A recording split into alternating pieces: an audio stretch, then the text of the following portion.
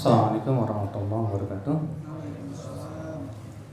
Alhamdulillahirabbil alamin wassalatu wassalamu ala asyrafil anbiya wal mursalin nabiyina Muhammadin wa alihi wa sahbihi wa man tabi'ahum bi ihsanin ila yaumiddin. Asyhadu an la ilaha illallah wahdahu la syarikalah wa asyhadu anna Muhammadan abduhu wa rasuluh. Qala Allah Ta'ala fi kitabihil karim, ya ayyuhalladzina amanu ittaqullaha haqqa tuqatih wa la tamutunna illa wa antum muslimun, amma ba'd. Ibu-ibu dan bapak sekalian, alhamdulillah kita bersyukur kepada Allah atas limpahan karunia dan nikmat yang Allah berikan kepada kita. Kita insyaallah akan memulai kajian kitab hadis, itu Al-Arba'in An-Nawawiyah, 40 hadis atau 42 hadis yang ditulis oleh Imam An-Nawawi rahimahullah. Kemarin kita bulan yang lalu kalau nggak salah ya, kita sudah memperkenalkan siapa Imam Nawawi. Siapa yang masih ingat namanya siapa? Imam Nawawi itu namanya siapa? Jangan bengong. Siapa namanya? Yahya bin Syaraf bin Murri. Iya. Lahir di mana? Lahir di desa Nawa. Nah, ke desa Nawa ini beliau dinisbatkan jadi Nawawi. Artinya orang Nawa. Iya. Di mana beliau sudah kita sebutkan semenjak kecil sudah dididik oleh orang tuanya untuk ngapalin Quran ya. Di mana beliau umur 6 tahun sudah hafal Quran, Masya Allah. Kemudian disekolahkan oleh orang tuanya di sebuah pesantren namanya Madrasah Ruwahiyah. Dan memang Imam Nawawi ini cerdas, orang jenius, sehingga dalam waktu singkat dan usia yang masih sangat muda, beliau sudah menguasai seluruh alat-alat untuk berijtihad. Di mana pada umur 20 tahun beliau diizinkan untuk berfatwa. Karena beliau sudah menguasai usul fikih, kaidah fikih dan semua ilmu-ilmu yang dibutuhkan di dalam berijtihad. Jadi Imam Nawawi ini ya hari-harinya habis untuk menuntut ilmu dan mengajarkan ilmu, Pak. Dan kalau Allah Imam Nawawi ini miskin, nggak bisa nikah. Menikah itu nggak punya duit, mana. Jadinya Imam Nawawi membujang. Dan umur beliau pun juga nggak panjang. Beliau hanya berumur 45 tahun. Dia meninggal dunia dalam keadaan mewariskan kitab yang sangat banyak sekali. Di antaranya kitab Syarah Muhadzab fikih Imam Syafi'i. Di antaranya kitab Riyadhus Shalihin yang kita tahu sendiri ya, sangat masyhur punya itu. Ya, dan yang lainnya. Sekarang kita akan masuk ke pembahasan hadis yang pertama. Hadis yang pertama, an Amirul Mukminin, dari Amirul Mukminin Abi Hafs, kunyahnya Abu Hafs, Umar bin Khattab radhiyallahu anhu arda. Qal sami'tu Rasulullah sallallahu alaihi wasallam yaqul, aku mendengar Rasulullah SAW bersabda, innamal a'malu bin niyyah, sesungguhnya amal itu dengan niat. Wa innama likulli imri'in ma nawa, dan sesungguhnya setiap orang itu akan mendapatkan apa yang ia niatkan. Faman kanat hijratuhu ila Allahi wa rasulihi fa hijratuhu ila Allahi wa rasulihi, maka barang siapa yang hijrahnya kepada Allah dan Rasulnya, maka hijrahnya kepada Allah dan Rasulnya, jadi dapat pahalanya. Wa man kanat hijratuhu ila dunya yusibuha aw imra'atin yankihuha fa hijratuhu ila ma hajara ilaihi. Ya, sebaliknya siapa yang hijrahnya karena dunia yang ia cari atau hijrahnya karena wanita yang ingin ia nikahi, maka hijrahnya sesuai dengan niatnya masing-masing. Ya. Maka dari itu hadis ini menunjukkan Bapak dan Ibu sekalian pentingnya tentang masalah apa? Niat. Insyaallah kita akan bahas apa itu niat, apa syarat-syaratnya dan yang lainnya. Dari Umar bin Khattab, siapa beliau? Beliau Masya Allah seorang sahabat yang luar biasa, manusia terbaik kedua setelah Abu Bakar radhiyallahu anhu. Iya. Dimana Umar bin Khattab radhiyallahu anhu ternyata mempunyai keistimewaan dan keutamaan banyak, Pak. Dan ajibnya, ya, Rasulullah seringkali bermimpi tentang Umar. Di antara mimpi Rasulullah SAW tentang Umar apa? Kata Rasulullah SAW, ya, ra'aitu fil manam, aku bermimpi, ya, melihat manusia memakai pakaian yang berbeda-beda. Ada yang pakaiannya kata Rasulullah sampai ke lutut, ada yang pakaian sampai ke pusat, ada pakaiannya sampai ke dada. Dan aku melihat Umar pakaiannya melabuh sampai ke tanah. Iya. Kemudian ditanya oleh para sahabat, apa takwil mimpimu ya Rasulullah? Kata Rasulullah SAW, din, agama. Iya. Rasulullah mentakwil pakaian itu agama. Rasulullah melihat dalam mimpi itu Umar pakaiannya melabuh sampai ke tanah. Artinya agamanya Umar tuh Masya Allah. Makanya kalau kita melihat dalam mimpi kita nih ya, kita mimpi ya, ngelihat diri kita kok pakaiannya ya cuma sampai segini, aduh itu menunjukkan agama kita loh, Pak. Ya berarti agama kita kurang gitu. Makanya Allah mengatakan wasiyabaka fatahhir, dan pakaianmu sucikanlah. Sebagian ulama mufassirin ketika menafsirkan ayat itu, Allah ya maksudnya adalah dan agamamu sucikan, bersihkan, hatimu bersihkan. Ya. Mimpi Rasulullah yang lain tentang Umar apa? Rasulullah SAW bermimpi masuk surga. Dalam satu riwayat yang lain bahwa Rasulullah SAW masuk surga di malam Isra, di waktu Isra Mi'raj. Lalu Rasulullah SAW melihat sebuah istana yang sangat indah. Dan di depan istana itu ada ya dayang-dayang, ya, pelayan-pelayan. Lalu Rasulullah bertanya, ini istana siapa? Kata pelayan ini istananya Umar bin Khattab radhiyallahu anhu. Maka Rasulullah pun ingat kecemburuan Umar. Rasulullah pun segera pergi. Iya. Subhanallah, berarti Umar bin Khattab dijamin masuk surga tidak? Dijamin, Pak. Iya, Masya Allah. Mimpi Rasulullah SAW juga. Ya Rasulullah SAW bermimpi. Ya kata Rasulullah SAW, aku bermimpi duduk di pinggir sumur. Lalu datang Abu Bakar membawa ember 2 dan mengambil air dari sumur tersebut 2 ember. Kemudian Umar datang membawa ember-ember besar. Diambilnya air dan memuaskan manusia. Ternyata ditafsirkan oleh para ulama maksudnya zaman kekhilafahannya. Abu Bakar ia mengambil 2 ember. Ternyata itu maksudnya 2 tahun.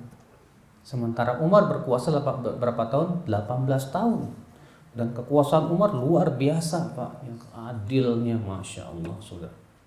Iya, bahkan kekuasaan Umar bin Khattab itu sampai ya Persia jatuh, hancur, Palestina juga jatuh, ya, dan yang lainnya. Ikhwatul Islam azakumullah wa iyyakum.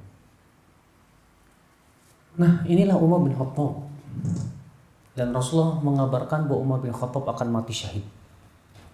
Dan ternyata benar. Ya, Umar ketika sholat subuh dibunuh oleh seorang majusi yang bernama Abu Lu'lu'ah itu. Yang kemudian Umar pun meninggal dunia. Semoga Allah meridhai beliau dan mengangkat derajat beliau. Beliau berkata sami'tu Rasulullah sallallahu alaihi wasallam yaqul, aku mendengar Rasulullah SAW bersabda, innamal a'malu binniyat. Sesungguhnya amal itu hanyalah sah dengan apa? Niat. Innama itu terdiri dari 2, Pak. Inna dan ma. Di dalam bahasa Arab ma di sini mencegah fungsi inna. Karena kalau untuk pernah belajar bahasa Arab, siapa yang pernah belajar bahasa Arab? Nggak pernah ada ya? Hah? Bahasa Inggris? Jangan lebih pintar bahasa Inggris pada bahasa Arab, Pak. Bahasa Arab penting loh, bahasa Quran. Inna itu fungsinya memansubkan mubtada sebagai isimnya dan memarfukan khobar. Tapi gara-gara kemasukan ma, fungsi inna nggak fungsi. Dan kemudian maknanya pun juga berubah. Kalau inna itu artinya sesungguhnya, kalau inna ma itu artinya hanyalah, sehingga memberikan apa? Batasan, diberikan batasan di situ. Iya. Dan di dalam bahasa Arab, Pak, dalam Al-Quran, kata-kata innama itu ada dua makna. Yang mempunyai makna yang pertama yaitu innama artinya hanyalah secara mutlak. Iya, batasan, seluruhnya dibatasi oleh dia. Iya. Di antara contohnya adalah hadis yang sedang kita bahas ini. Ini yang membatasi secara mutlak bahwa amal itu sah dengan niat. Berarti kalau tanpa niat sah tidak sah. Bahwa amal itu dapat pahala atau siksa dengan apa? Dengan niat. Tanpa niat, amal tidak akan diberikan pahala atau siksa. Dan terkadang innama itu punya mana batasan secara khusus, artinya dia punya kekhususan tertentu begitu. Contohnya misalnya Allah mengatakan innamal hayatud dunya laibun walahun. Sesungguhnya kehidupan dunia itu apa? Laibun, permainan, walahun, dan senda gurau. Apakah dunia itu cuma permainan dan senda gurau? Enggak, ada sholat, ada zakat, ada puasa, ada zikir, bukan senda gurau itu. Tapi maksudnya ayat itu apa? Maksudnya bahwa dunia itu memang biasanya ya tempatnya begitu, ya. Tempatnya permainan, senda gurau, ya berbangga-bangga dengan harta, anak yang seperti itu. Bukan berarti kemudian membatasi bahwa dunia itu hanya untuk itu saja, tidak. Nah itu Pak, pahami Pak. Iya, karena ini nanti akan berhubungan dengan masalah hukum-hukum bagi mereka memahami makna innama tersebut. Ya, karena ada sebuah kelompok Pak yang mengatakan katanya anjing halal. Pernah dengar nggak? Kalau pernah ke Solo nggak? Pernah ke Solo nggak? Nggak pernah ke Solo ya? Kalau di Solo itu ada banyak Pak tuh sate apa? Sate guguk, sate guguk gitu. Itu yang minum, yang makan di situ pada pakai jilbab. Iya, karena di sana itu tersebar pemikiran kalau anjing itu halal. Dalilnya ayat. Apa itu? Allah mengatakan inna ma harrama 'alaikumul maitata wad dama wa lahmal khinzir wa ma uhilla li ghairillahi bi. Sesungguhnya yang Allah haramkan hanyalah 4. Apa itu? Darah, bangkai, daging babi, dan yang disembelih untuk selain Allah. Kata mereka anjing nggak ada di situ. Iya. Berarti halal dong anjing. Kita katakan ayat itu memang menggunakan innama. Karena mereka mengatakan innam ini membatasi. Berarti iya, kata mereka karena membatasi ya udah, yang haramnya itu. Kita katakan betul, tapi dalam bahasa Arab pembatasan ada 2 macam. Ada pembatasan mutlak dan ada pembatasan kekhususan. Rasulullah sudah menjelaskan kok dalam hadisnya. Ya apa saja yang diharamkan, di antaranya binatang buas yang mempunyai taring dan cakar yang menyerang manusia dengannya. Maka yang sepertinya diharamkan. Ya. Nah ini akal Islam anzakumullah wa iyyakum. Innamal a'mal. Sesungguhnya amal. Apa yang dimaksud dengan amal di sini, Pak? Kata Al-Imam Al-Hafidz Ibnu Hajar, yang dimaksud dengan amal di sini adalah amalan anggota badan dan amalan lisan. Dan tidak termasuk di dalam hadis ini amalan hati. Amalan hati tidak masuk. Kenapa? Karena niat itu amalan hati bukan? Iya dong. Ya. Niat itu amal hati, bukan amal lisan. Niat itu di mana? Amal hati. Dan karena ia amal hati, maka amalan-amalan hati yang lain nggak butuh niat. Yang butuh niat itu hanya amalan lisan dan amalan anggota badan, gitu kan? Kalau mau amalan hati nggak perlu misalnya. saya berniat mau mencintai dia. Gak perlu Pak, cinta gak perlu niat. Masa mau berniat dulu mau cinta? Besok saya berniat mau benci dia. Ya, cinta, benci, demikian pula berharap. Ini semua amalan hati yang tidak butuh niat. Ya. Maka dari itu amalan hati tidak membutuhkan kepada apa? Niat. Yang membutuhkan niat itu apa? Amalan anggota badan. Demikian pula yang membutuhkan niat itu amalan lisan. Ya. Itu pun juga kata para ulama, yang membutuhkan niat itu hanyalah perbuatan. Ya, perbuatan yang sifatnya melakukan. Karena kan perbuatan ada dua macam tuh Pak. Ada perbuatan yang sifatnya melakukan, ada perbuatan yang sifatnya meninggalkan. Kalau dalam bahasa Arab, meninggalkan itu namanya tark, yang disebut oleh para ulama dengan istilah af'alut turuk. Ya, ingat bahasa Arab ya, bukan bahasa Jawa. Ya, af'alut turuk. Nah, kalau orang Jawa apa ketawa kali. Orang Sunda mah naon eta.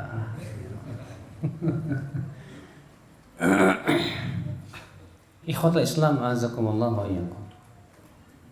Para ulama mengatakan af'alut turuk yang sifatnya seperti meninggalkan perbuatan maksiat, ya, mencuci najis, ini pun juga nggak butuh niat.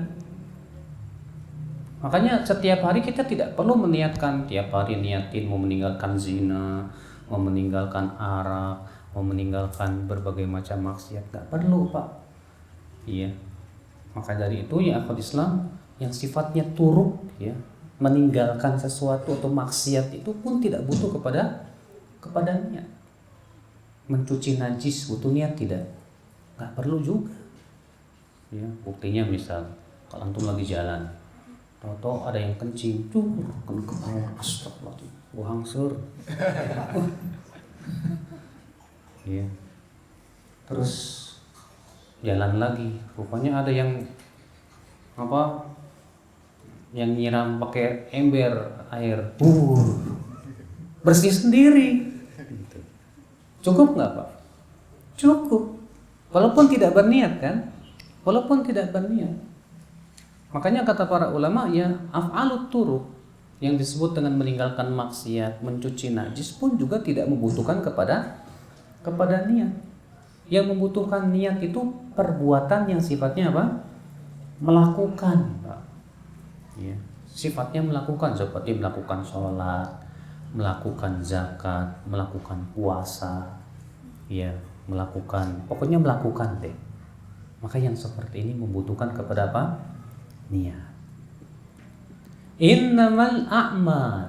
Jadi kita paham ya apa yang dimaksud dengan amal di sini ya? Ya, apa Pak? Katanya insya Allah begini, pede banget ditanya bingung. Jadi yang dimaksud dengan amal di sini apa? Perbuatan, anggota badan dan lisan. Innamal a'malu binniyat. Innamal a'malu binniyat. Di situ ada ba, Pak. Innamal a'malu binniyat. Ba. Para ulama ya membahas apa makna ba di sini. Bahasa Arab tuh bahasa yang paling kaya loh, Pak. Huruf itu aja satu huruf bisa mempunyai mana, Pak? Macam-macam. Sampai-sampai para ulama menulis kitab khusus tentang apa? Ma'ani huruf. Makna huruf. Alif maknanya beda-beda dalam bahasa Arab. Ba maknanya beda-beda. Ya. Ta, jim. Wah, Masya Allah itu kayaknya bahasa Arab tuh luar biasa. Iya. Bismillah contohnya kan, Bismillah. Ba di situ artinya apa? Ya, kata para ulama ba di situ artinya isti'anah, untuk memohon pertolongan. Kalau di sini innamal a'malu bin niat. Apa ba di sini artinya? Kata mereka, ba di sini artinya lil musahabah, artinya menyertai. Ini menunjukkan kata para ulama bahwa niat itu harus selalu menyertai apa? Amal. Ya, karena ba di sini punya mana musahabah, artinya menyertai. Maka dari itu kata para ulama, setiap amal yang tidak disertai dengan niat maka tidak diberikan oleh Allah pahala maupun siksa. Contoh misalnya bapak sholat, tentu rupanya ngelindur dia itu. Tidur, ya bangun-bangun langsung wudhu, sholat, tidur lagi, ngelindur rupanya. Pasti tanya, kamu tadi sholat apa? Enggak, saya nggak sholat. Ngelindur. Kira-kira dapat pahala nggak, Pak? Enggak, karena dia tanpa niat kan, tanpa niat. Maka perbuatan tanpa disertai dengan niat tidak diberikan oleh Allah apa? Pahala, dan tidak sah amalannya tersebut. Dari ba saja para ulama mengambil 2 faidah. Faidah apa? Yang pertama, berarti ini menunjukkan bahwa niat itu harus selalu menyertai amal, dari awal amal sampai akhir amal. Yang kedua, niat itu berarti harus berada di awal amal, harus ada dari awal amal, nggak boleh mulainya dari tengah amal, harus dari awal sampai akhir. Sebagai nanti kita akan bahas pada pembahasan syarat sah niat. Niat. Sekarang kita akan bahas niat nih.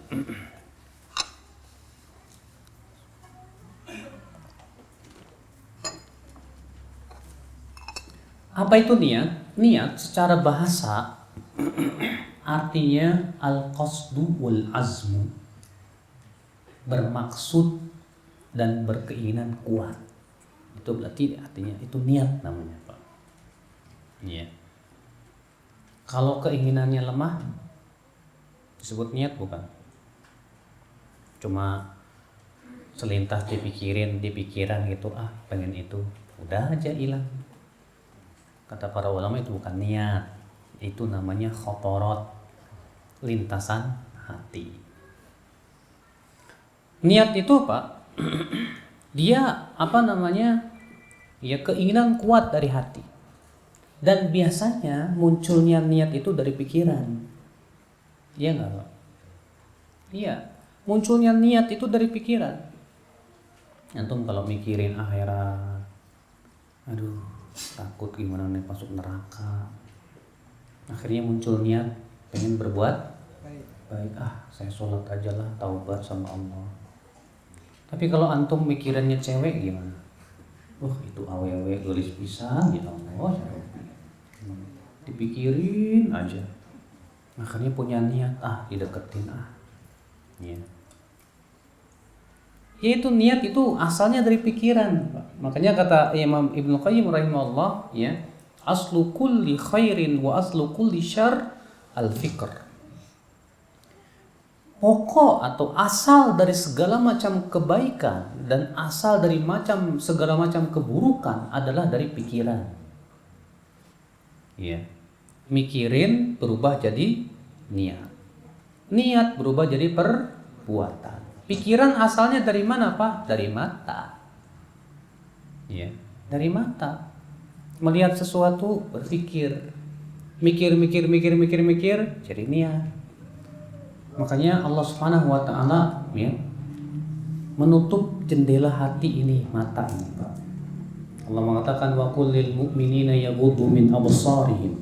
Katakan kepada kaum mukminin, hendaklah mereka menundukkan pandangan mereka. Supaya apa? Supaya tidak menimbulkan pikiran yang tidak. Ya. Dari pikiran yang tidak supaya tidak menimbulkan apa? Niat yang tidak, keinginan yang tidak. Makanya kata para ulama, siapa yang ingin menjaga niatnya, jaga pikirannya. Dan siapa yang ingin menjaga pikirannya, jaga matanya. Jangan sampai jelalatan sana sini gitu. Ya, Masya Allah. Jadi niat secara bahasa artinya apa? Tadi bengong aja ngeliatin.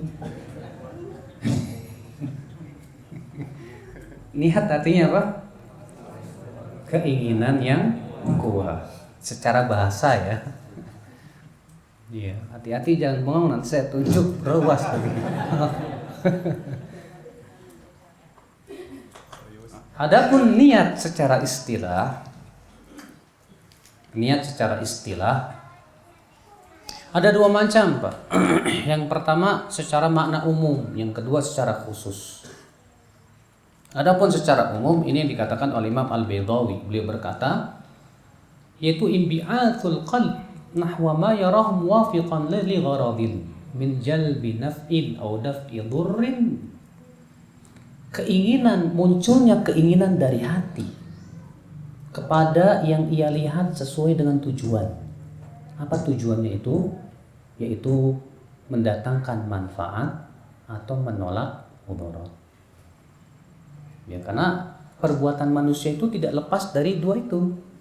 Ima mendatangkan manfaat untuk dirinya atau menolak mudarat dari dirinya, ya kan? Iya. Ya, antum semangat pengen makan karena manfaat buat perut kan gitu, enak, ya. Antum juga lari dari sesuatu yang menyeramkan atau ular karena apa? Bahaya buat diri kita. Dan Bapak sekalian, atas definisi Imam Al-Baydawi ini berarti, Pak, setiap perbuatan manusia tidak lepas dari niat, ya nggak? Bapak mandi ada niat nggak sebelumnya, Pak? Ada dong. Bapak pergi ke pasar ada niat nggak sebelumnya? Ada dong. Mungkinkah Bapak berkata begini, Ustadz, kenapa tadi saya minum nggak niat? Kok bisa? Itu tiba-tiba tangan saya gerak sendiri, Ustadz. Ini mulut saya calangap sendiri. Ini kenapa? Kalau seperti itu dimaafin, Pak. Iya. Tapi kalau kita ngambil dengan tangan kita, pasti sebelumnya ada keinginan, niat. Perbuatan manusia tidak lepas dari apa? Tidak lepas dari keinginan sebelumnya. Pasti dia dahului oleh niat. Bahkan terkadang teman kita aja tahu niat kita.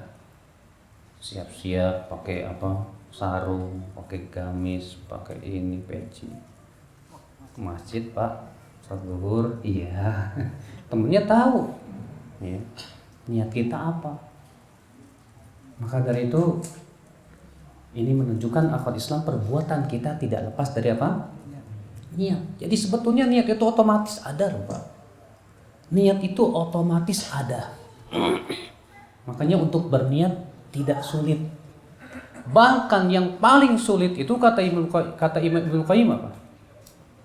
Yang paling sulit itu adalah kita melakukan perbuatan tanpa niat. Sulit nggak? Itu sulit banget, Pak. Sok enggak makan minum ini tanpa niat, Pak, bisa? Nggak bisa. Sok silakan kamu sholat tanpa niat. Nggak bisa. Makanya kata Imam Ibnu Qayyim, kalau kita diberikan beban oleh Allah untuk melakukan perbuatan tanpa niat, pasti itu beban yang amat berat, bahkan mustahil. Karena setiap perbuatan manusia itu tidak lepas dari apa? Keinginan. Ya. Paham sampai sini? Paham nggak? Jadi ada yang giduk sih gini. Hah? Antum pahamnya begini ya? Orang India apa? Ya, saya waktu di Madinah, orang India tuh suka gini-gini, Pak. Dosennya bingung. Kamu nyebut paham begini, nggak paham juga begini. Sebetulnya kamu paham nggak sih? Ikhwatul Islam, azakumullah wa iyyakum. Jadi ya ini. Adapun niat secara istilah khusus itu berhubungan dengan ibadah. Wa huwa qasdut taqarrubi ila Allah bi fi'li ta'at. Iya. Yaitu bermaksud untuk bertaqarrub kepada Allah Subhanahu wa taala dalam melakukan ketaatan. Nah, ini niat. Iya. Sekarang kita akan membahas ibu-ibu dan bapak sekalian syarat sah niat. Belum. Fungsi niat. Fungsi apa? Niat. Kata para ulama, niat itu ada dua fungsi. Fungsi yang pertama, membedakan ibadah dengan kebiasaan. Tamyizul ibadati anil adat. Membedakan kebiasaan dengan ibadah. Contohnya apa?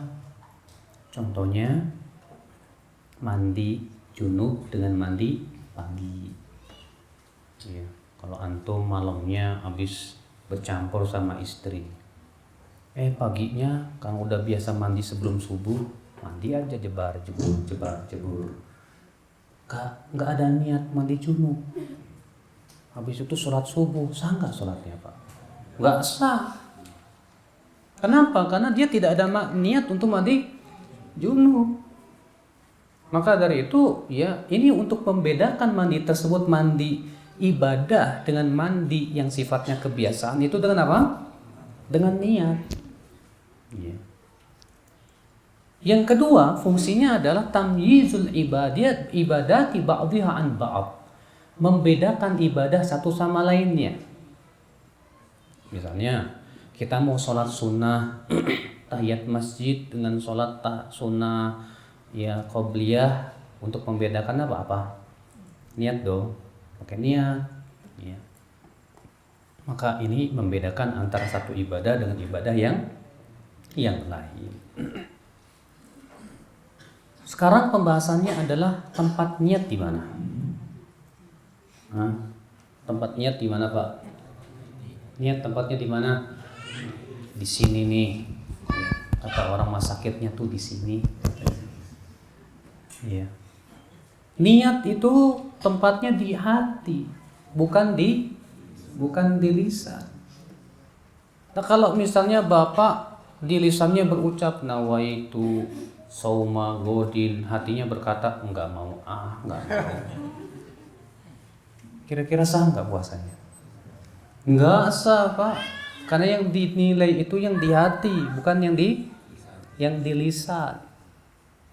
Makanya ya, para ulama bersepakat, kata Syekhul Islam, ajma'al ulama ala anna mahallan niyah fil qalb. Para ulama bersepakat seluruhnya bahwasanya niat itu tepatnya di mana? Di hati.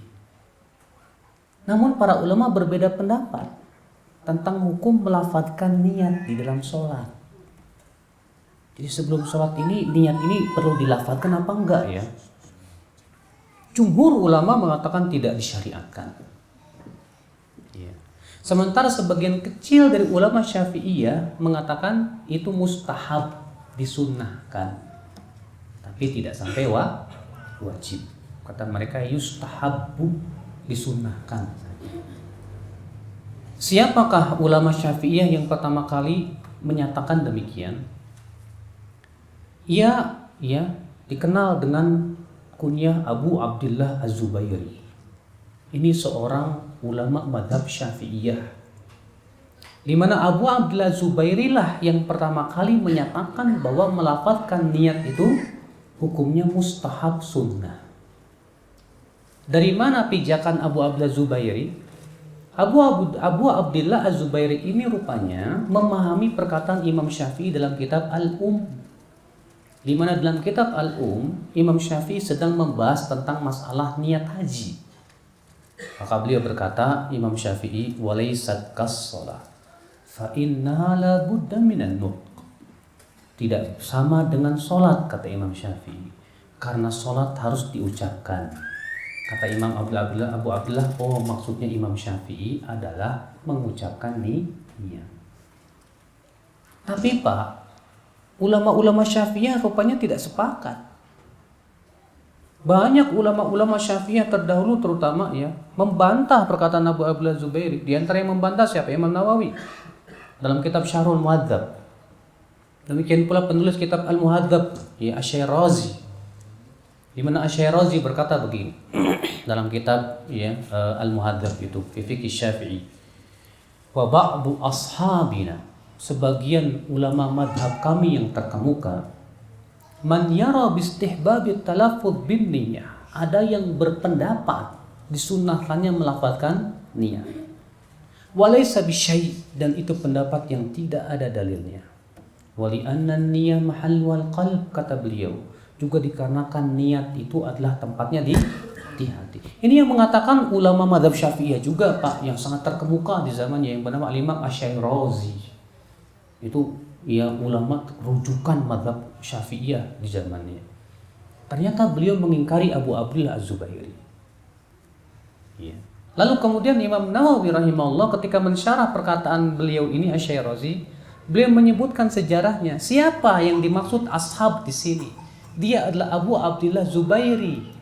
Lalu beliau Imam Nawawi menyebutkan apa alasannya Abu Abdillah Zubairi mengatakan itu mustahab, yaitu memahami perkataan Imam Syafi'i tadi. Lalu Imam Nawawi berkata sebagai dinukil Imam Suyuti, wa hadza ghalatun ala qaili. Ini salah memahami perkataan Imam Syafi'i. Wa inna ma arada Syafi'i, sebetulnya yang diinginkan Imam Syafi'i itu bukan mengucapkan niat. Wa inna ma arada takbiratul ihram. Tapi yang dimaksud itu mengucapkan takbiratul ihram. Makanya Imam Nawawi tidak setuju dengan Imam Abu Abdillah Az-Zubairi. Di antara ulama mazhab Syafi'i yang tidak setuju juga Imam Ar-Rafi'i dalam kitab Syarhul Wajiz. Di antara juga Imam As-Suyuti, bahkan Imam Suyuti menganggapnya bid'ah. Padahal Imam Suyuti ini mazhab Syafi'i juga. Ya. Maka ini Bapak dan Ibu-ibu sekalian. Jadi rupanya pendapat yang mengatakan sunnah itu dari seorang ulama mazhab Syafi'i. Imam Syafi'i sendiri tidak pernah.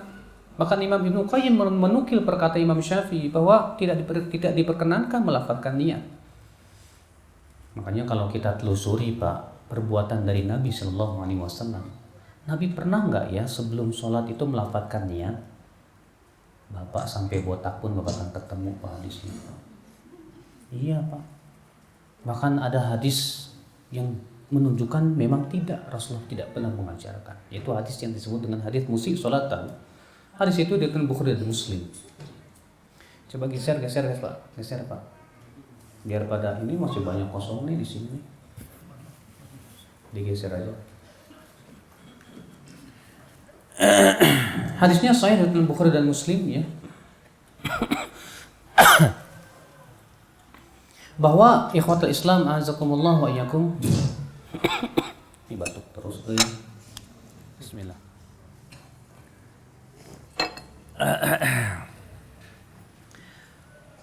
Ada seorang laki-laki masuk ke masjid sementara Rasulullah sedang di masjid. Lalu ia pun sholat. Tapi Pak, sholatnya cepat Pak, tidak tumakninah. Setelah selesai sholat datang ke Rasulullah SAW. Kemudian dia berkata, Assalamualaikum. Rasulullah waalaikumsalam. Irji fasalli fa innaka lam tusalli. Kamu balik lagi sholat, kamu belum sholat. Akhirnya sholat lagi. Tapi ya gitu, gak tumakninah, cepat. Akhirnya Rasulullah mengatakan apa? Irji fasalli fa innaka lam tusalli. Balik lagi kamu sholat, kamu belum sholat. Sholat lagi, tapi gitu lagi, cepat lagi sholatnya. Setelah selesai sholat, Rasulullah berkata apa? Irji fasalli fa innaka lam tusalli. Balik lagi kamu sholat, kamu belum sholat. Uyang nih orang. Akhirnya dia berkata, ya Rasulullah, la usin siwa hadza fa'allimni. Saya tidak bisa kecuali ini ya Rasulullah. Tolong dong ajarkan aku bagaimana sih sholat yang benar itu ya Rasulullah. Apa kata Rasulullah SAW? Idza qumta ila sholat, kalau kamu memang mau sholat, fatawaddo, berwudulah. Tsumma istaqbilil qiblah, kemudian menghadaplah ke kiblat. Fakabbir, lalu bertakbirlah. Rasulullah tidak katakan ucapkan niat, enggak kan? Enggak. Rasulullah mengatakan kalau kamu mau sholat, kata-kata kamu mau sholat saja menunjukkan kepada niat. Kalau kamu mau sholat, berwudulah, kemudian menghadap kiblat, kemudian bertakbir. Kalaulah melafazkan niat itu disyariatkan, tentu Rasulullah sudah ajarkan Pak. Pasti diajarkan oleh Nabi, pasti dinukil oleh para sahabat yang banyak. Karena Rasulullah kan sholat di belakang mengimami banyak sahabat. Bahkan para sahabat tuh kalau Rasulullah sholat, ya melihat ke Rasulullah. Kalau itu disyariatkan, tentu Rasulullah SAW sudah para sahabat sudah menukil dalam jumlah yang banyak Pak kepada kita. Ternyata tidak ada satupun sahabat yang menukilnya. Bahkan Pak, melafalkan niat itu menyusahkan, Pak. Menyusahkan, Pak. Menyusahkan. Waktu itu ya ada bapak-bapak datang ke saya, Ustaz, saya nggak berani sholat tawaf, Ustaz. Loh, kenapa Pak? Kalau habis tawaf harus sholat. Nggak berani, Ustaz. Kenapa? Belum hafal niatnya. Ya Allah, Pak, kata saya. Islam tuh mudah, Pak. Ya. Niat itu tempatnya di mana? Di hati. Cukup di hati. Ya, mau sholat tawaf 2 rakaat dah selesai kok. Nggak perlu Bapak hafal-hafalin usolli fardhu zuhri misalnya arba'a raka'atin mustaqbilal qiblati lillahi ta'ala. Ya, aku mau sholat menghadap kiblat di Masjidil Haram, ya, 4 rakaat zuhur karena Allah. Ada pernah kejadian Pak, dia dengan PD-nya begitu kan, pas mau takbir ditepuk sama orang Arab di belakang, kurang. Kenapa? Jamnya belum, harinya belum.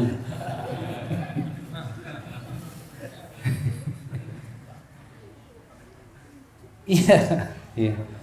Ikhwatal Islam, ma'azakumullah wa iyyakum. Semua ini tidak pernah ada contohnya di Rasulullah dan para sahabat. Bahkan imam yang 4 pun tidak pernah mensyariatkan seperti itu. Agama kita mudah kok, Pak. Rasulullah SAW mudah kok. Rasulullah mengatakan Allahu Akbar. Dah selesai, enak kan? Terkadang saya pernah lihat juga ada orang kalau mau takbir itu susah banget loh, Pak. Allah, udah usul itu kan usul. Allah. Gagal. Benar Pak. Karena apa? Karena dalam sebagian kitab Syafi'iyah yang terakhir itu ada sebuah ucapan ulama yang di situ ucapan ya bahwa ketika takbir Allahu Akbar hendaknya disertai dengan ucapan niat lagi di hati. Oh ya Allah, berat sekali. Allah.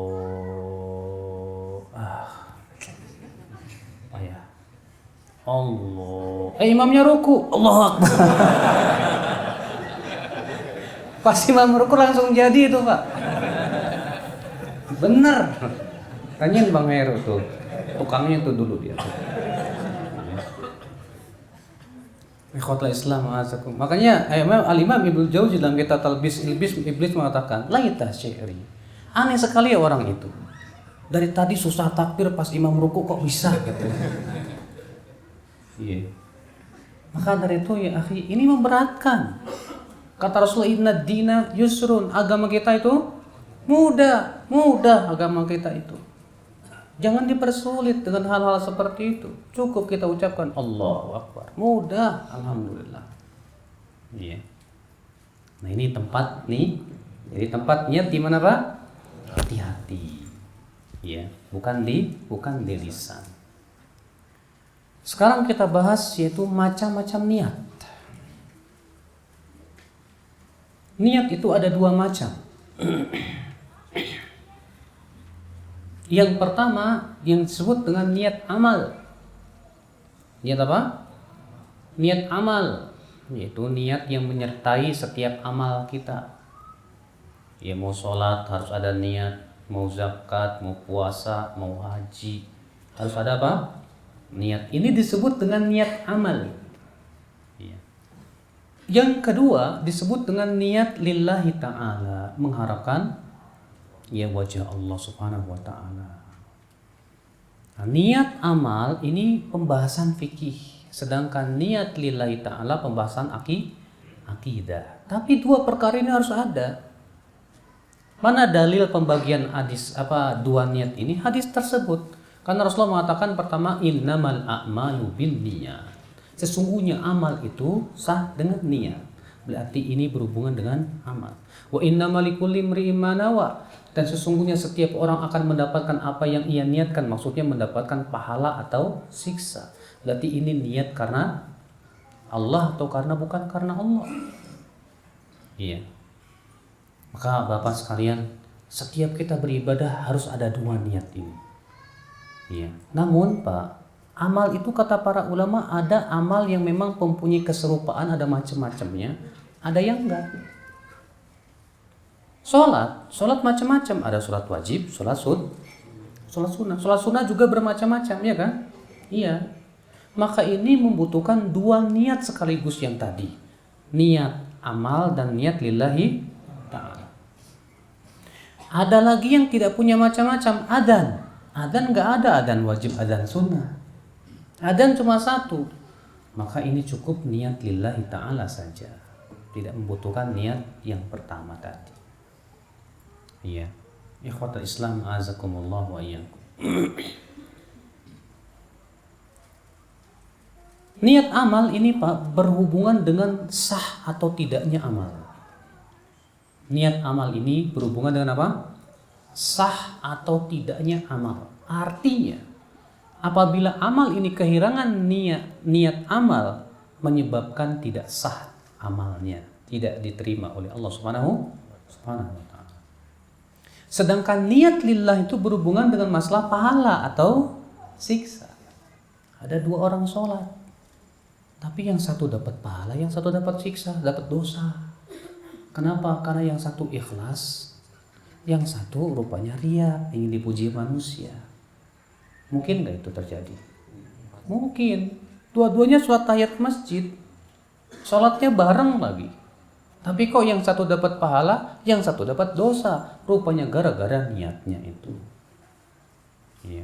Dua-duanya sholat duha, tapi yang satu dapat pahala, yang satu dapat dosa. Iya. Kenapa? Yang satu sholat duhanya karena Allah, yang satu sholat duhanya hanya karena mengharapkan diluaskan rezeki. Katanya sholat duha akan biar diluaskan rezeki. Jadi dia sholat itu hanya niatnya pengen dapat rezeki rupanya Pak. Dia nggak dapat pahala, nggak, bahkan dapat dosa. Ya, sebagaimana dalam surat Hud ayat 15-16. Allah mengatakan man kana yuridul hayatad dunya wa zinataha nuwaffi ilaihim a'malahum fiha wa hum fiha la yubkhasun ulaika alladzina laysa lahum fil akhirati illa an-nar wa habita ma sana'u fiha wa batilu ma kanu ya'malun. Barang siapa yang menginginkan kehidupan dunia dan perhiasannya, maka kami akan berikan apa yang ia inginkan dari amalannya tersebut tanpa dikurangi. Mereka itu di hari akhirat tidak akan mendapatkan apa-apa kecuali api neraka. Maka batal apa yang mereka lakukan dan sia-sia apa yang mereka amalkan, kata Allah Subhanahu wa taala.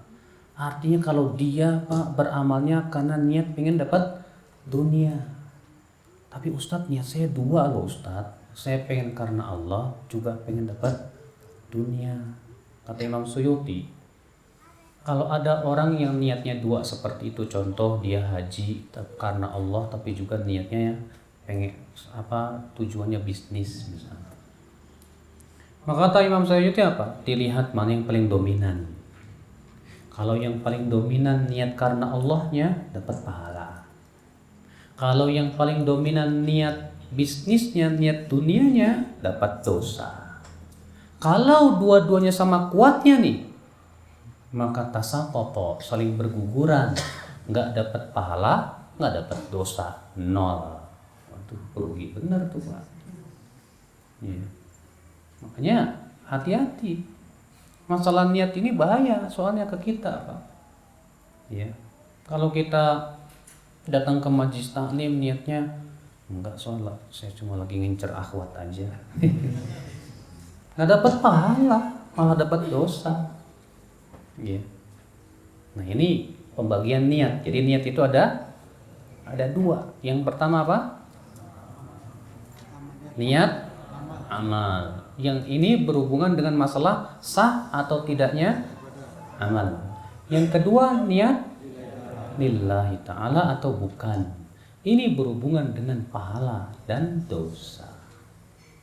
Paham? Paham insyaallah? Baik.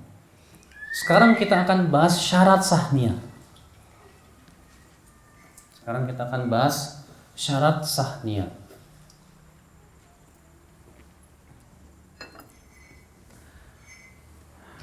Syarat sah niat ada 6 atau 7. Namun yang disepakati hanya 4. Yang pertama, Islam. Niat ibadah harus disyaratkan dia seorang muslim. Maka kalau ada orang non muslim berniat untuk sedekah, ya dapat pahala nggak Pak? Nggak dapat. Ya. Kalau ada orang non muslim niat mau sholat, dapat pahala nggak Pak? Nggak dapat. Sah tidak sholatnya? Nggak sah. Kecuali kalau dia masuk Islam. Kan pembahasan kita adalah dia bukan orang Islam kan gitu. Ya, makanya kan syarat niat yang pertama itu apa? Muslim. Maka kata Syekh Utsaimin rahimahullah, kalau kita mewakilkan untuk menyembelih hewan kurban kita kepada orang Yahudi, tetap tidak sah. Kembeliannya tidak sah walaupun halal buat kita. Karena ini berhubungan dengan ibadah yang disebut dengan udhiyah. Sedangkan udhiyah itu ibadah. Sedangkan syarat ibadah itu harus seorang muslim. Sementara dia bukan muslim. Iya. Syarat yang kedua, syarat niat itu apa? Yaitu mumayyiz, usia anak yang sudah mumayyiz. Usia anak yang sudah mumayyiz berapa tahun, Pak? Terjadi perselisihan para ulama tentang anak itu disebut mumayyiz berapa usianya. Sebagian ulama dan imam madzhab Syafi'i mengatakan usia mumayyiz 7 tahun. Dalilnya hadis Rasulullah bersabda, "Muru auladakum bis shalah." Perintahkan anakmu untuk sholat, umurnya 7 tahun. Di sini Rasulullah baru memerintahkan untuk menyuruh anak sholat umurnya 7 tahun. Ini menunjukkan bahwa umur 7 tahun sudah mumayyiz. Karena yang namanya sholat itu butuh niat. Berarti niat itu baru sah di saat dia sudah mumayyiz. Berarti umur 7 tahun sudah mumayyiz, kata Imam Syafi'i. Sementara sebagian ulama yang lain mengatakan tidak bisa dipatok. Karena ada anak yang sudah mumayyiz umur 5 tahun ada. Ada anak yang sudah mumayyiz umur 6 tahun ada. Ada juga anak yang baru mumayyiz umur 8 tahun ada. Sehingga kata mereka tidak bisa dipatok.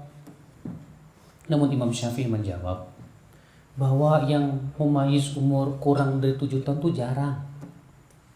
Demikian pula yang mumayyiz setelah 7 tahun pun juga jarang. Sedangkan kaidah-kaidah syariat ini, hukum-hukum syariat itu tidak dibangun di atas sesuatu yang jarang,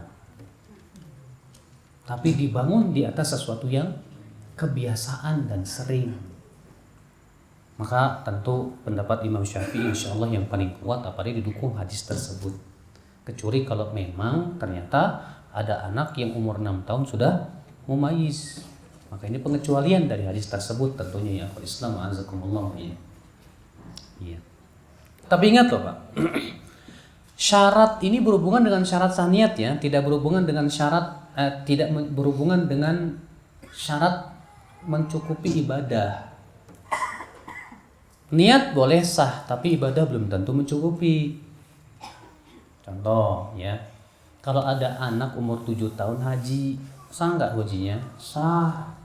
Tapi cukup nggak? Enggak. Harus haji lagi nggak setelah balik? Harus. Karena Nabi SAW bersabda, "Idza hajjas sabi." Apabila anak kecil ya haji, fa alaihi hajjatun ukhra ba'da ma balag. Maka dia harus haji lagi setelah balik. Harus ya. Kalau bapak misalnya pernah diajak haji umur 8 tahun sama bapak. Ya, saya udah haji kok Ustadz. Kapan? Umur 8 tahun. Oh nggak bisa. Apa harus haji lagi setelah balik? Karena itu yang diperintahkan oleh Nabi SAW. Iya. Iya. Syarat yang ketiga. Syarat yang ketiga. Apa itu syarat yang ketiga? Al-ilmu bil manwi. Berilmu tentang yang diniatkan. Apakah ini hukumnya wajib atau hukumnya sunnah? Kita harus tahu dulu, Bapak mau sholat apa? Sholat wajib atau sholat sunnah? Tiba-tiba sholat, habis salam ditanya, Bapak sholat apa tadi? Nggak tahu sholat apa. Iya. Kata para ulama harus. Sehingga kata Syekh Utsaimin ini menunjukkan bahwa siapapun orang yang mau beramal, wajib mempelajari dulu hukumnya apa. Hukumnya wajib atau hukumnya sunnah. Jangan sampai Pak, sholat wajib niatnya sunnah. Atau sebaliknya, sholat sunnah niatnya wajib. Salah, akhirnya nggak sah di sisi Allah Subhanahu wa Ta'ala. Ya. Yang keempat, syarat sah niat, ya, yaitu adamul munafah bainan niyah wal manwi. Antara niat dan yang diniatkan itu tidak ada sesuatu yang saling meniadakan. Contoh, kalau ada orang mau sholat tapi sebelum sholat murtad, sedangkan murtad meniadakan, ya udah. Ada perempuan mau sholat tahu haid meniadakan, berarti ini ada munafah, sesuatu yang meniadakannya. Syarat yang kelima, antakunan niyah fi bidayatil amal. Niat itu hendaknya berada di awal amal. Berada di mana? Di awal amal. Ya. Dalilnya mana? Hadis tadi, innamal a'malu binniyat. Dan syarat yang keenam, niat itu harus ada dari awal sampai akhir dan tidak terputus. Dalilnya itu bin niat ba itu, Pak. Ya, karena kan kita sebutin tadi, Pak, ya, bahwa ba di situ artinya apa?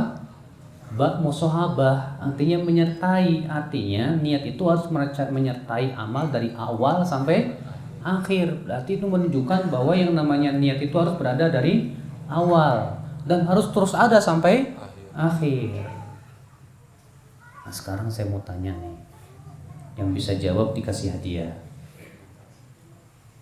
Kalau kita tidur jam 11 siang, belum capek, aduh, bawa tidur, bangun jam 4, akhirnya kita langsung sholat dengan niat sholat asar. Allahu Akbar. Pasti 2 rakaat baru ingat, astagfirullahaladzim, belum sholat duhur. Akhirnya dia rubah niatnya jadi sholat duhur. Kira-kira sah tidak pas sholat? Yang mana yang tidak sah? Yang tidak sah yang mana? Yang duhur apa yang asar? Dua-duanya, betul. Hadiahnya apa ya? Ini. Oh, tuh Bang Heru katanya mau ngasih hadiah.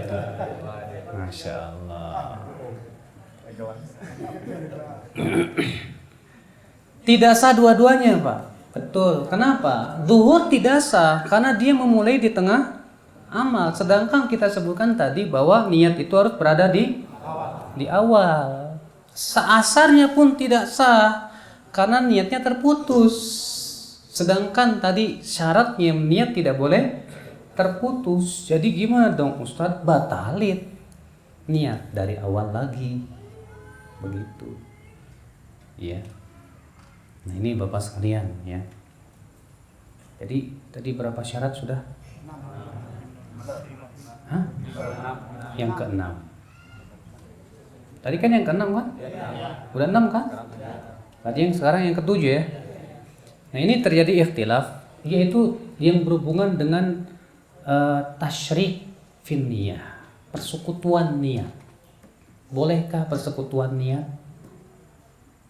Dalam masalah niat lillahi ta'ala nggak boleh dipersekutukan. Niat itu harus karena Allah saja, nggak boleh disekutukan dengan yang lain. Haram hukumnya, bahkan syirik. Tapi kalau niat amal disekutukan, boleh atau tidak? Nah, ini yang jadi sebuah permasalahan, Pak. Iya. Kalau ibadah itu tidak, memang dia berdiri sendiri dan tidak bisa diwakilkan, seperti sholat 5 waktu, sepakat seluruh ulama nggak boleh disekutukan. Misal Bapak sholat 4 rakaat, niatnya 2 duhur dan asar sekaligus, nggak boleh. Asar ada waktunya, duhur ada waktunya. Ada apa Bapak sholat 4 rakaat langsung 2 niat? Nggak boleh, tidak mencukupi kata para ulama, tidak sah. Demikian pula Kalau disekutukan antara sholat wajib dengan sholat sunnah, saya mau niat sholat subuh sekaligus qobliyah, niatnya double Pak, 2 rakaat niatnya 2, sholat qobliyah subuh dan sholat subuh, boleh nggak tuh Pak? Nggak boleh kata para ulama. Sekarang yang batal yang mana? Yang sunnahnya atau yang wajibnya? Yang wajibnya kata para ulama. Maka itu jatuhnya jadi sunnah. Iya. Imam Suyuti dalam kitab Al-Ashbah wa Nadhair juga. Tapi terjadi ikhtilaf para ulama kalau dua-duanya sunnah. Jumhur ulama mengatakan boleh. Jumhur ulama mengatakan apa?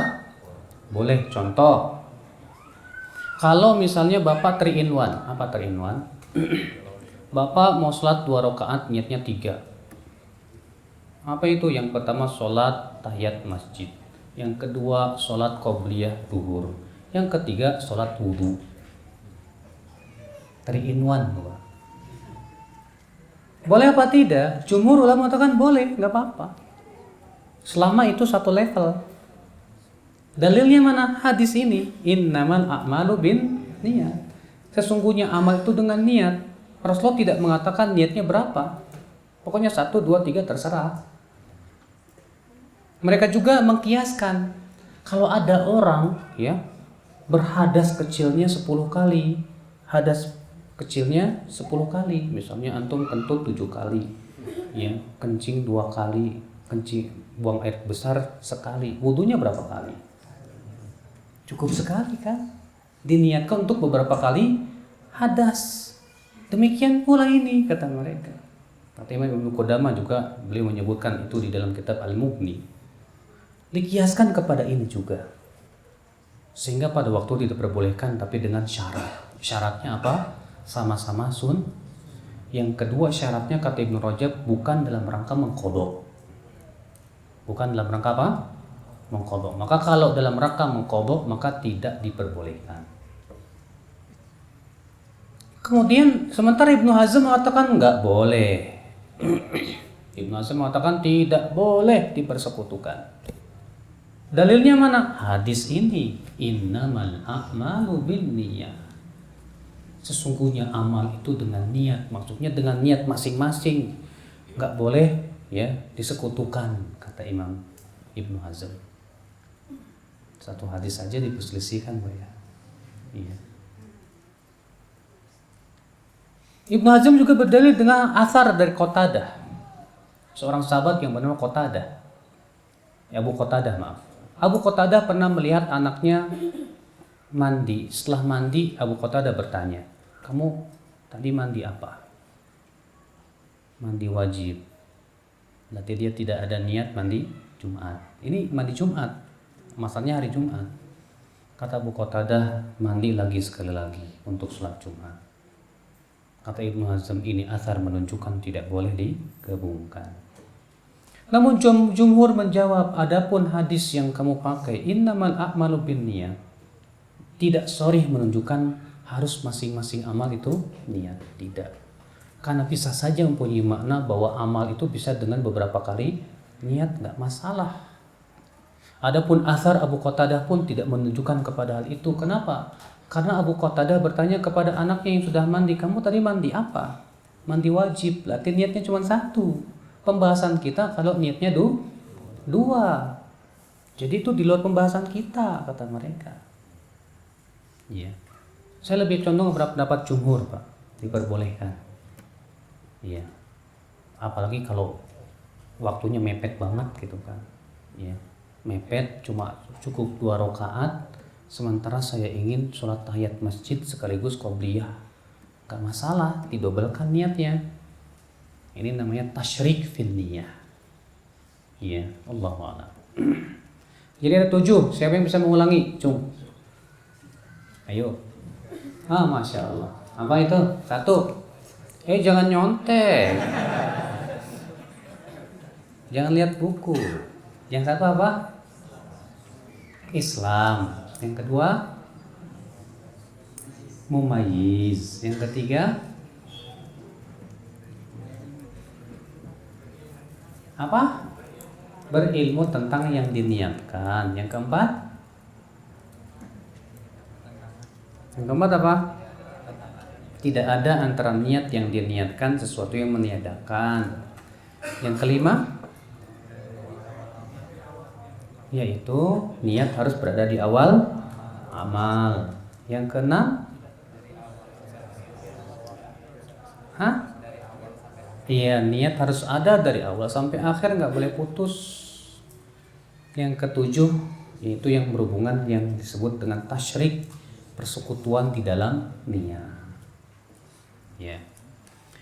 Untuk yang kelima tadi, Pak, bahwa niat itu harus berada di amal, di awal amal. Kata para ulama dikecualikan padanya puasa sunnah. Ini berdasarkan riwayat Abu Daud. Bahwasanya Rasulullah SAW suatu pagi bertanya kepada istri-istrinya, apakah pagi ini ada makanan? Bila dijawab tidak ada, Rasulullah bersabda, kalau begitu aku puasa hari ini. Di situ Rasulullah SAW memulai puasa dari semenjak matahari sudah terbit pagi hari. Berarti kata para ulama ini pengecualian. Ini pengecualian, dikecualikan padanya sholat puasa sunnah mutlak. Maka pada waktu itu diperbolehkan. Iya, wallahu a'lam. Ikhwatul Islam, azakumullah wa iyyakum. Sekarang kita akan membahas hubungan niat dengan amal. Iya. Yang saya bahas ini ada di buku saya semua, Pak, yang berjudul Pengaruh Niat dan Kehidupan. Maaf iklan. Ya, Bapak silakan cari aja toko-toko buku, ya. Judulnya Pengaruh Niat dalam Kehidupan.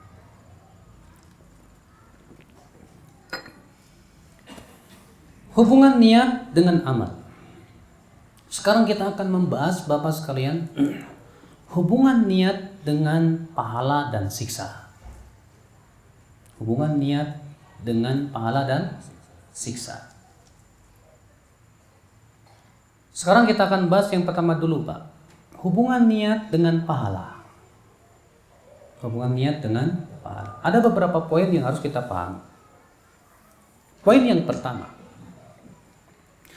annahu la niyat illa thawaba illa bin niyah, bahwa pahala tidak mungkin bisa didapat kecuali dengan niat. Tanpa niat kita tidak mungkin dapat pahala. Iya.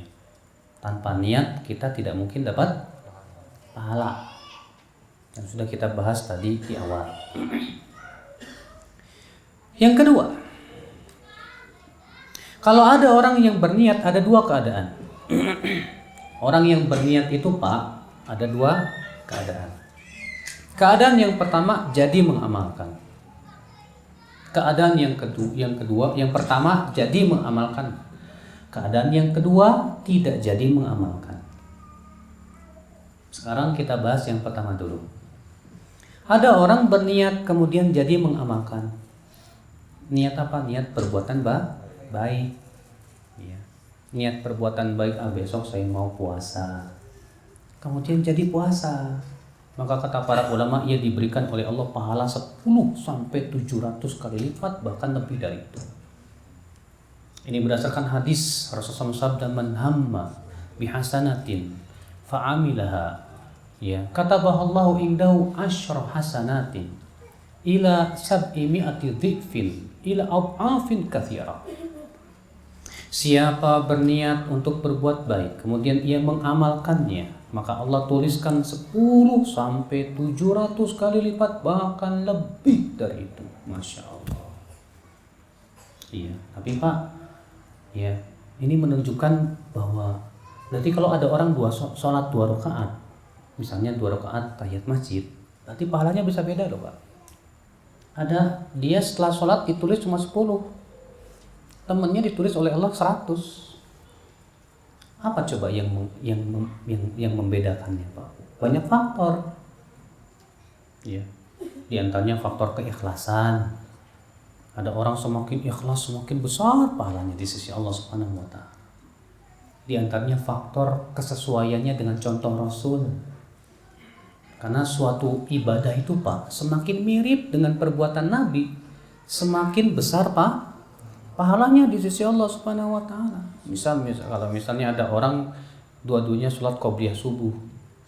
Yang satu diringkaskan, yang satu dipanjangkan. Kira-kira yang lebih sesuai dengan sunnah Rasul yang mana? Yang ringkas. Lebih banyak pahalanya enggak? Lebih besar, walaupun lebih ringkas. Iya.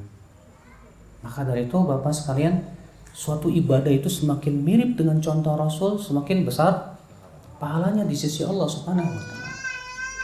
Apalagi Pak, yang menyebabkan berbeda, kok pahalanya beda gitu loh. Iya. Di antaranya keimanan. Di antaranya apa? Keimanan. Yang satu imannya lebih kuat daripada yang satu lagi, maka pahalanya lebih besar.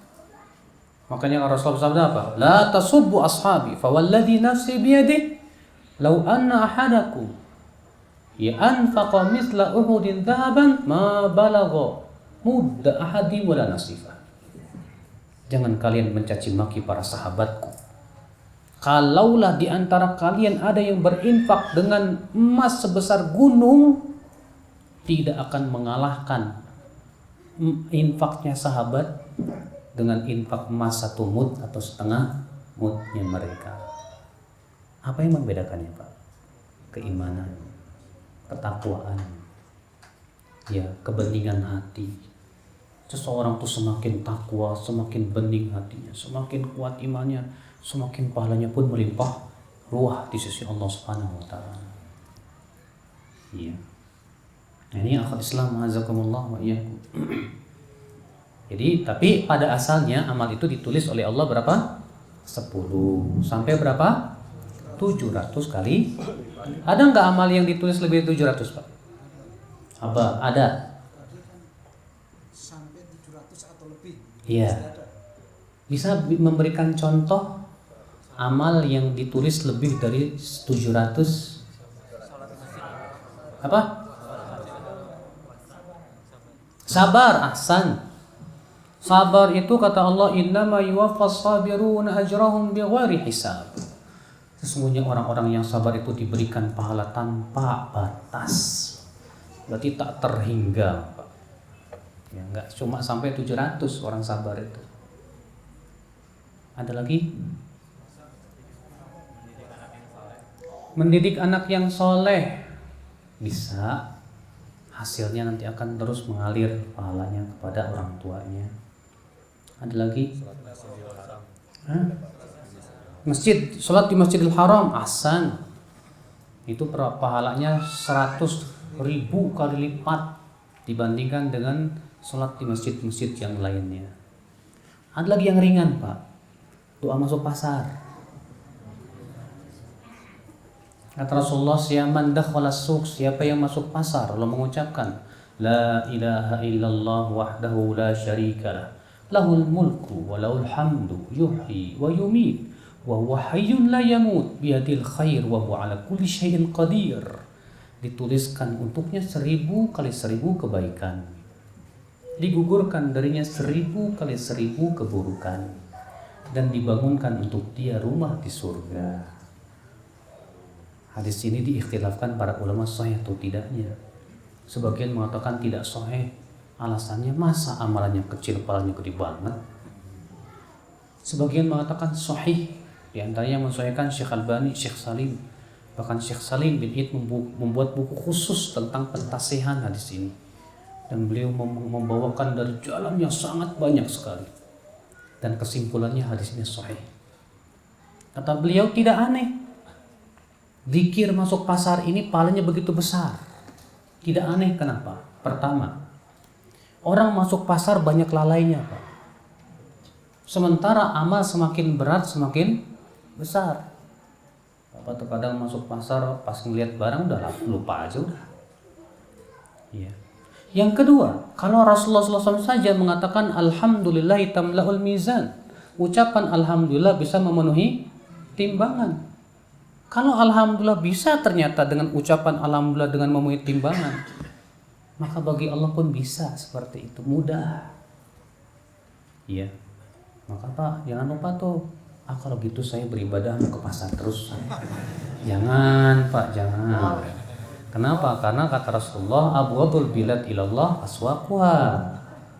Ya, negeri yang paling, bagian bumi yang paling dibenci oleh Allah itu pasar. Ya, pasar itu bagian bumi yang paling tidak disukai oleh Allah Subhanahu wa taala. Kenapa? Karena tempat pasar itu tempatnya kelalaian, tempatnya orang berdusta, tempatnya setan ya menancapkan benderanya di sana, ya pasar.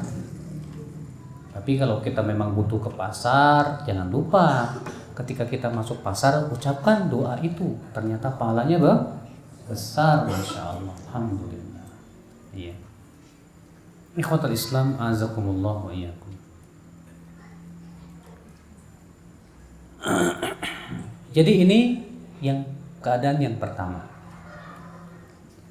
yaitu orang berniat berbuat baik kemudian tidak jadi mengamalkannya.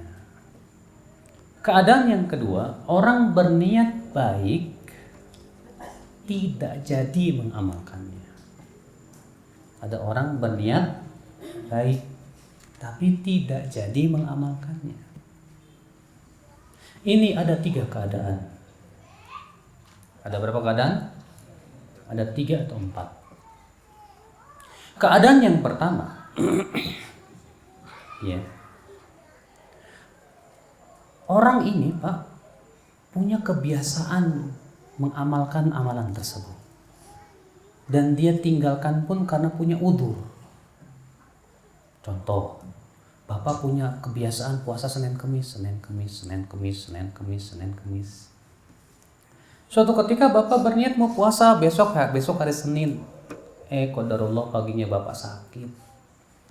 Bapak tinggalkan karena udzur. Maka yang seperti ini kata para ulama tetap diberikan oleh Allah pahala sempurna. Seperti dia puasa. Sama pahalanya. Tidak ada bedanya. Dasarnya hadis, idza maridal abdu aw safara. Apabila seorang hamba sakit atau dia bersafar, kutiba lahu, ya, maka dituliskan untuknya dari ibadahnya tersebut makana muqiman sahihan, seperti dia mukim tidak safar dan seperti dia sehat tidak sakit. Jadi pahalanya sama. Masya Allah. Jadi ini rupanya Pak rahasianya kenapa Rasulullah menganjurkan untuk mendawamkan, membiasakan. Ya, kata Aisyah, kana ahabul a'mali ilaih adwamuha wa in qalla.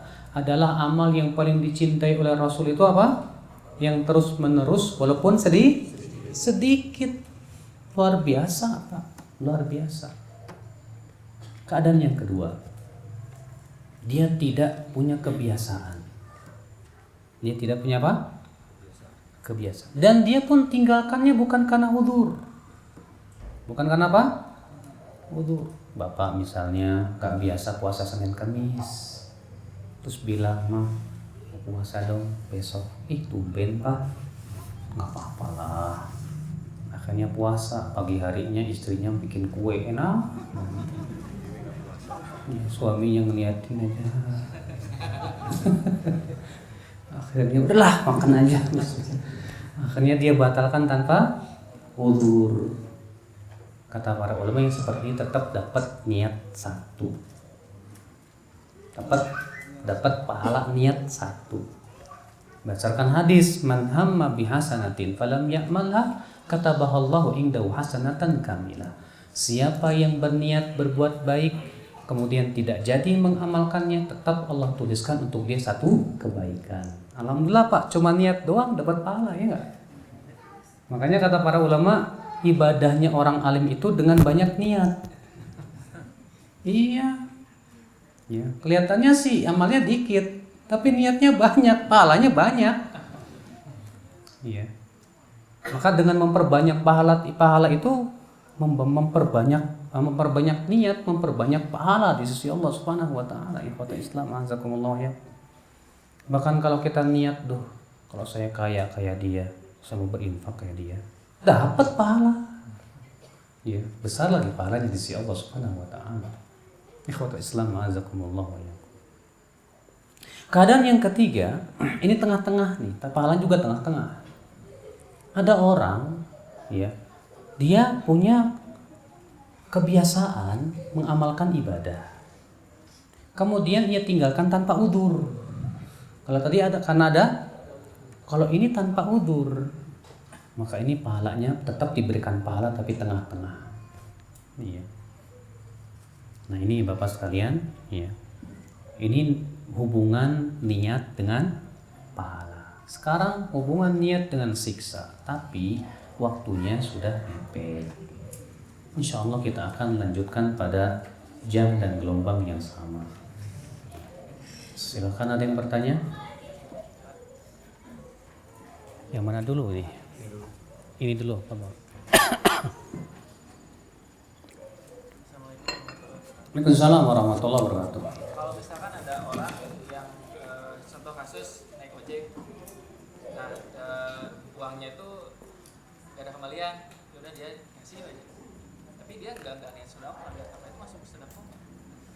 Iya, kalau ada orang katanya, iya, ngasih ke ojek tapi nggak ada kembalian, udahlah ambil aja.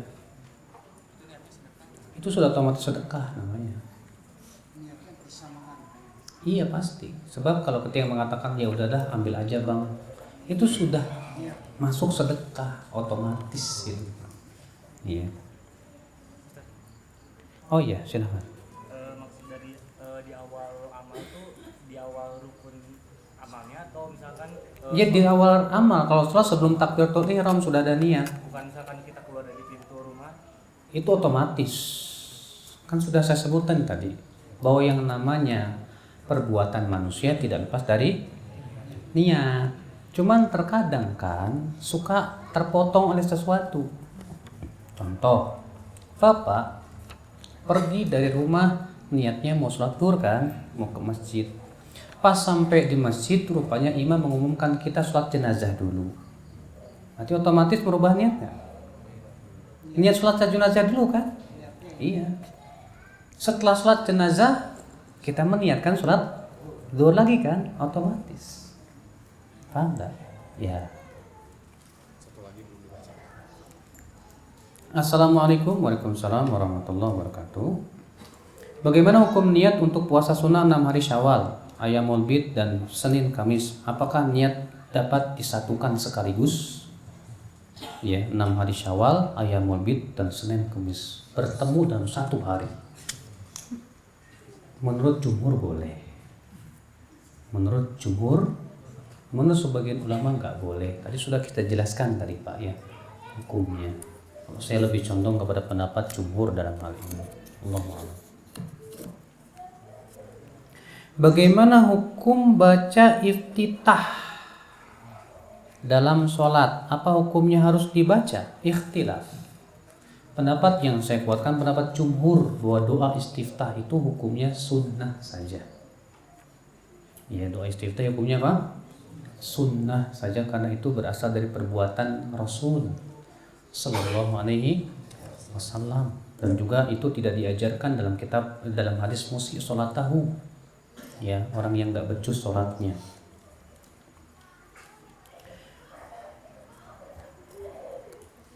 Para sahabat sholat melihat ke arah Rasulullah SAW. Bagaimana cara makmum sholat? Melihat ke imam atau ke tempat sujud? Kalau makmum Pak, upayakan ketika setiap mau bergerak lihat ke imam, supaya jangan sampai mendahului imam. Sungkan dalam hadis riwayat Bukhari dari hadis Anas bin Malik. Ya kana Rasulullah idza qala sami Allahu liman hamidah lam yahni ahadun minna dhahrah hatta yaqa'an Nabi SAW sajidan thumma naqa'u sujudan. Adalah Nabi SAW apabila telah mengucapkan sami Allahu liman hamidah, maka kami tidak ada seorang pun yang membungkukkan punggungnya sampai Nabi betul-betul sujud, baru kami pun turun sujud. Jadi adabnya makmum tuh jangan bergerak dulu sampai imam sujud. Setelah imam kelihatan udah sujud baru bergerak sujud. Kalau itu tidak mungkin bisa kita lakukan kalau kita tidak melihat Imam. Kebanyakan kita hanya sebatas mendengar aba-aba imam. Ya nggak Pak? Pas imam Allahu Akbar langsung. Ternyata si imam mau melaksanakan sunnah Rasul yang satu. Rasulullah SAW pernah, ya bahkan dalam suatu riwayat sering, ya beliau itu takbir dulu baru bergerak. Nah kalau begitu gimana coba? Kalau kita hanya sebatas mendengar aba tanpa melihat imam. Si imam mengatakan Allahu Akbar, baru sujud. Kita udah sujud duluan tuh. Atau setidaknya bareng sama imam. Sementara itu hukumnya haram tidak Pak? Haram Pak. Haram. Makanya ya makmum yang paling depan itu tugasnya melihat imam. Jangan sampai makmum di belakangnya ngelihat yang di depannya. Di belakangnya lagi ngelihat depannya. Jadi ngikut. Kenapa? Iya. Atau kalau memang kita nggak mau ketika imam Allahu Akbar agak sebentar ditunggu bentar, baru kemudian turun supaya tidak mendahului imam. Iya. Udah nggak ada yang nanya lagi nih. Alhamdulillah. Tapi ini banyak Pak Ustaz yang imam kalau pas di 3 rakaat terakhir, ya pas udah Al-Fatihah suka cepat bacanya itu gimana? Pas Al-Fatihah Ya. bacanya cepat banget. Gimana? Kita nggak sempet. Nggak sempet baca Al-Fatihah itu gimana? Ikut imam aja. Jadi imam ruku ya udah kita ikut ruku. Karena kan bacaan makmum sudah ditanggung imam kata Nabi. Silakan. Waalaikumsalam. Dari mana? Orang Bandung apa orang Garut? Orang Garut.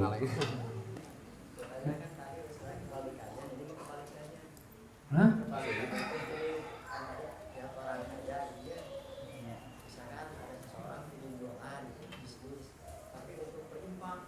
Untuk berinfak. Paham.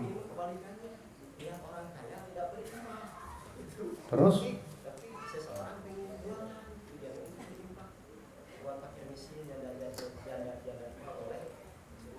Maksudnya gimana sih, nggak ngerti. Ada orang ngelihat orang kaya tapi nggak berinfak.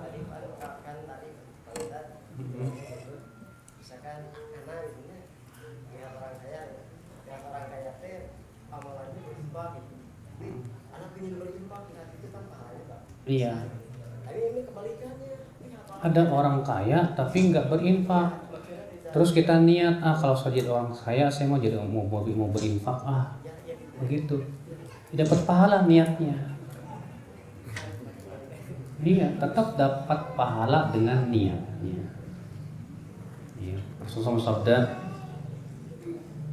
"Uhadditsukum haditsan fahfadhu." Aku akan sampaikan kepada kalian satu hadis. Hafalkan ini. Kata Rasulullah, "Inamad dunya li arba'ati nafar." Dunia itu untuk 4 orang. Yang pertama, rajulun razaqahullahu ilman wa malan. Orang yang diberikan oleh Allah rezeki 2. Dikasih ilmu dan harta. Jadi dikasih ilmu, dikasih harta. Dengan ilmunya ia bertakwa kepada Allah. Dia pun menyambung silaturahim dan dengan hartanya ia berinfak. Kata Rasulullah, "Fahuwa bi afdhalil manazil." Maka ini orang yang paling tinggi derajatnya. Yang kedua, rajulun razaqahullahu ilman wa lam yarzuqhu malan. Ada orang yang diberikan oleh Allah rezeki ilmu tapi tidak diberikan rezeki harta. Wa wasadiqun niyah, tapi niatnya benar. Dia berkata, kalau aku diberikan harta, aku ingin berinfak. Iya, maka ia dengan orang kaya yang pertama tadi pahalanya sama. Maksudnya adalah niat. Yang ketiga, rajulun razaqahullahu malan wa lam yarzuqhu ilman. Orang yang diberikan rezeki harta tapi tidak diberikan rezeki fa huwa yatakhabbat bih. Maka ia gunakan hartanya bukan di jalan Allah. Ya, tapi di jalan setan. Dia pun memutuskan silaturahim. Dia juga tidak mau berinfak. Maka kata Rasulullah, wa huwa bisyarril manazil, maka ini yang paling buruk. Ya, keadaannya. Yang keempat, orang yang tidak diberikan rezeki harta tidak pula diberikan rezeki apa? Ilmu. Udah gitu niatnya jelek lagi. Dia berkata kalau saya kaya, saya mau berbuat maksiat kayak dia. Maka ia dengan niatnya tersebut sama dosanya. Iya. Nah itu Pak. Silakan. Hah? Pertanyaan apa?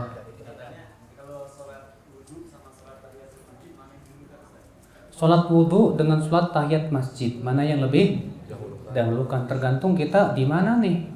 Kalau kita masuk masjid, berarti harus didahulukan tahiyat masjid. Kalau kita nggak mau gabungkan, saya mau melakukannya satu-satu. Karena masalahnya ini kita masuk masjid. Sedangkan kata Nabi, idza dakhala ahadukumul masjid, apabila salah seorang dari kalian masuk masjid, fala yajlis, jangan duduk dulu sampai ia sholat 2 rakaat. Jadi dahulukan sholat tahiyat masjid dulu, baru setelah itu sholat wudu. Tapi kalau dia cukupkan dengan sholat wudu saja, itu sudah mewakili sholat tahiyat masjid kata para ulama, sudah mencukupi. Silakan. Assalamualaikum warahmatullahi wabarakatuh. Kalau lagi sholat sunnah ada yang nepuk, terus kenapa? Ya, jadi anggapannya sholat fardu dianggapannya. Terus kita mau ngapain? Kalau kita Pak sholat sunnah niatnya, kemudian ada orang nepuk, cuekin aja, nggak usah dirubah niat Pak, cuekin aja, nggak boleh berpindah niat sholat sunnah ke sholat wajib, nggak boleh. Cuekin aja. Masa kita mau bilang, niat saya bukan batal Pak.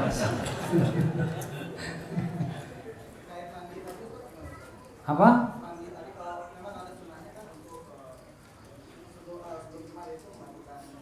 Kalau itu jumhur ulama kan boleh digabungkan niat sholat Jumat dengan niat mandi junub dalam satu kali mandi. Ikhtilaf para ulama. Iya.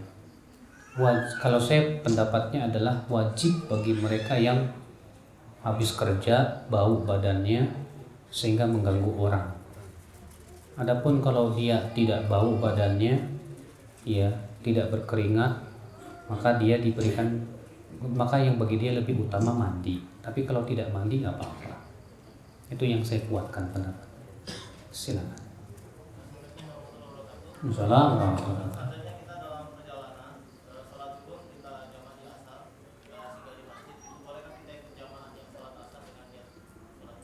Iya. Bolehkah berbeda niat antara makmum dan imam? Pendapat yang paling kuat boleh. Berdasarkan hadis Mu'adz bin Jabal, ya, bahwasanya Rasulullah SAW bahwa Mu'adz bin Jabal pernah sholat Isya bersama Rasul SAW. Kemudian Mu'adz pun pulang ke kampungnya. Kemudian kaumnya meminta Mu'adz jadi imam. Maka Mu'adz pun sholat lagi. Niatnya Mu'adz adalah sunnah. Kaumnya niatnya apa? Wajib. Nanti beda niatnya tuh Pak. Maka kalau Bapak masuk, ya imamnya niatnya asar, sementara kita belum sholat zuhur, kita masuk dengan niat zuhur boleh. Ya. Atas pendapat yang paling kuat dari pendapat para ulama itu boleh. Apa? Kalau sama rakaat, alhamdulillah. Kalau beda rakaat, misalnya kita belum sholat maghrib, imam sholat isya, maka sebagian ulama mengatakan ketika rakaat yang ketiga kita tahiyat, tapi jangan salam dulu, tunggu sampai imam tahiyat akhir, kemudian salam bersama-sama. Allahu a'lam. Silakan. Untuk hal-hal yang mutlak untuk biar bernilai ibadah gimana, misalkan niat makan, kan kebanyakan kita makan aja untuk menghilangkan niat, apakah harus dihadirkan untuk atau Oh iya betul. Kalau bisa jangan cuma itu. Bapak makan niatnya 2 misalnya. Karena untuk kuat ibadah kepada Allah dan untuk memenuhi hak badan saya. Berarti pahalanya double juga tuh. Dengan banyaknya nih niat. Silakan. Assalamualaikum warahmatullahi wabarakatuh. Ustaz mau tanya kalau membedakan antara niat dan syaitan syaiton, misalnya dalam hati kita ada terbesit ria gitu, apakah kita sudah termasuk ria atau niat kita masih dalam kondisi yang baik? Iya. Kalau kita di hati ada terbesit ria, kemudian kita biarkan ria itu, iya, maka ini bisa membatalkan pahalanya. Artinya kita tidak dapat pahala. Tapi kalau kita tahan dan kita cegah lagi, ada ria masuk, ditahan lagi, maka ini tidak mempengaruhi sama sekali pahala. Iya, ini sama sekali tidak mempengaruhi pahala. Wallahu a'lam. Silakan. Kalau misalkan saya berniat ya, Mm-hmm. berpenampilan untuk seperti orang muslim, berharap untuk dilihat orang, biar dikatakan kita ini ustaz. Tapi biar berharap di saat kita berharap dikatakan ustaz itu, berharap agar orang itu mendoakan betul-betul kita menjadi ustaz gimana?